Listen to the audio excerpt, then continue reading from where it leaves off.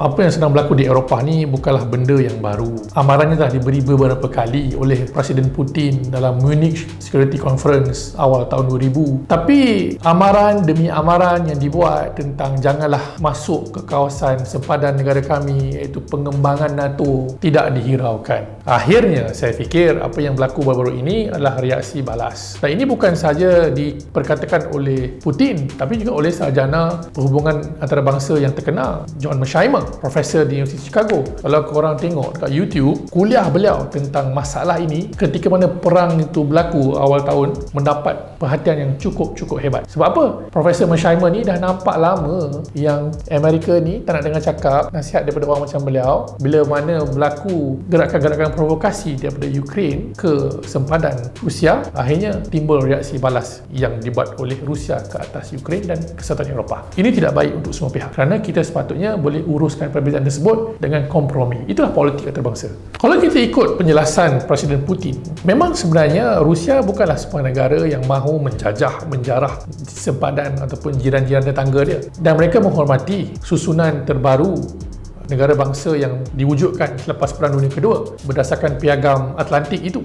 Tapi Rusia juga mahu negara luar Eropah mengiktiraf negara-negara yang berada di kejiranan ini masih di bawah pengaruh lingkaran Rusia itu sendiri, sphere of influence, ya.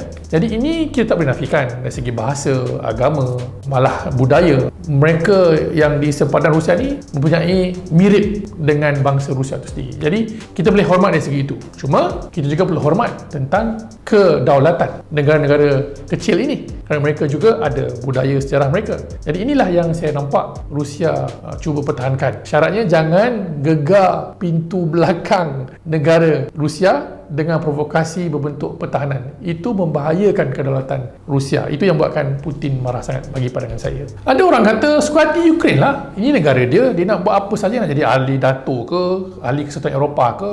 Mereka negara berdaulat. Betul lah kalau kita fikir diri kita saja. Tapi kita kena ingat kata Profesor John Mearsheimer. Ini penting ilmu. Profesor Mearsheimer menjelaskan kita kena ada pakai topi kerangka realism. Dalam kerangka realism ini kita kena tahu macam mana kita rasa kita negara yang berdaulat pun pasti ada negara lain yang lebih besar, yang lebih berkuasa, yang akan dipengaruhi apa yang dibuat oleh kita. Sama juga Malaysia atau Indonesia ataupun Singapura. Kalau Singapura kata nak buat satu stesen nuklear, ya memang hak Singapura, tapi dia akan memberi kesan kepada jiran tetangga kerana ianya berdekatan. Kesannya dimiliki oleh semua. Sama macam tindakan Ukraine juga. Dia nak masuk NATO untuk apa? Kalau betul memberi manfaat kepada dirinya, apakah ia tidak memberi kebimbangan kepada Rusia? Hal ini sebenarnya ialah perbincangan dalam realism. Mudahnya cerita, eloklah balik ke meja rundingan supaya tidak berlaku sebarang salah faham yang boleh menimbulkan peperangan. Itulah punca berlaku setiap peperangan, salah faham.